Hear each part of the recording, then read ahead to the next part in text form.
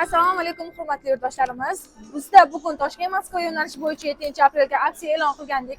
Xabaringlar bor. Mana bizning yo'lovchimizni bilet olibdilar. Mana akajon biletlaringiz. Assalomu alaykum. Siz qayerdan bildingiz shu aksiya bo'layotganini? YouTube'dan gördüm. YouTube kanalimizdan ko'rib keldingiz. Bilet haqiqatan ham qanchaga oldingiz narxini? 765 bin so'm. 765 ming so'mga.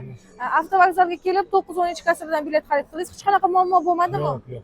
O'rtaga uchinchi shaxs qo'shilmadimi? Yo'q. Shu YouTube'da qo'yilayotgan videolar haqiqatan ham rost ekanmi? Bana bizi YouTube'dan görüp geldim ama akşam.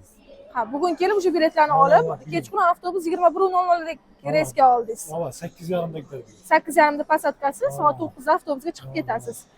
Oldin ham bizning avtobusimizdan foydalanganmisiz yoki birinchisimi? Yo'q, birinchi marta. Avtovokzal sharoitlari bilan tanishib chiqdingizmi? Bu biletingizni ko'rsatsangiz, sizga kofe hamda choylar damlab berishadi, bemalol ichib, shu kutish zalida kutib o'tirsangiz bo'ladi. Yo'llaringiz bexatar bo'lsin, yaxshi yetib oling. Siz ham bizga ishoning. Faqat yo'lingizni UzAvtotransport bilan davom ettiring. Salomat bo'ling.